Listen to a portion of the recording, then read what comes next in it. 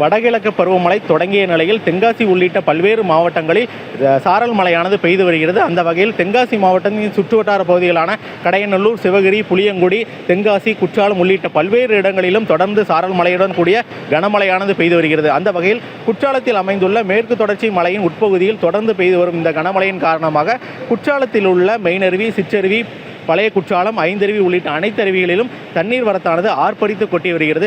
தற்போது நாம் நின்று கொண்டிருக்கின்ற பகுதியானது குற்றாலம் மெயின் அருவியில் இருந்து கொண்டிருக்கிறோம்.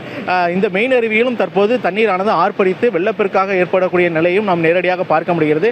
அந்த வகையில் சனிக்கிழமை மற்றும் ஞாயிற்றுக்கிழமை மற்றும் பண்டிகை விடுமுறை இருப்பதன் காரணமாக குற்றாலத்திற்கு ஏராளமான சுற்றுலா பயணிகளும் வந்த வண்ணம் உள்ளனர்.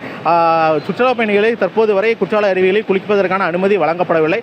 கடந்த 2 தினங்களுக்கு முன்பாக அனுமதி மறக்கப்பட்ட நிலையில் இன்றும் தண்ணீர் வரத்தானது குறையாத நிலையில் 3வது நாளாக இந்த குளிப்பதற்கு அனுமதியானது மறுக்கப்பட்டு வருவது என்பதும் குறிப்பிடத்தக்கது.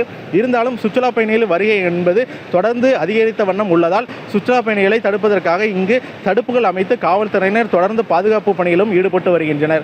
இருந்தாலும் சுற்றுலா பயணிகள் தொடர்ந்து வந்த வண்ணம் உள்ளதன் காரணமாக இங்கு அருவியில் குளிக்க முடியாது அவர்களுக்கு ஒரு ஏமாற்றத்தை அளித்துள்ளது. இதன் காரணமாக அருவிக்கரையோரம் நின்று தற்போது குடும்பத்துடன் சுற்றுலா பயணிகளும் செல்ஃபி எடுத்து தங்களது மகிழ்ச்சியை வெளிப்படுத்தி வருகின்றனர். மாவட்டத்தில் தொடர்ந்து சாரல் மழையானது பெய்து வருவதன் காரணமாக அருவிகளில் மேலும் தண்ணீர் வரத்தானது அதிகரிக்கக்கூடும் என்பதும் குறிப்பிடத்தக்கது. விவரங்களுக்கு நன்றி சம்பத். தென்காசி மாவட்டத்தில் பெய்து வரும் கனமழையின் காரணமாக குற்றால அருவிகளில் வெள்ளப்பெருக்கு ஏற்பட்டுள்ளது.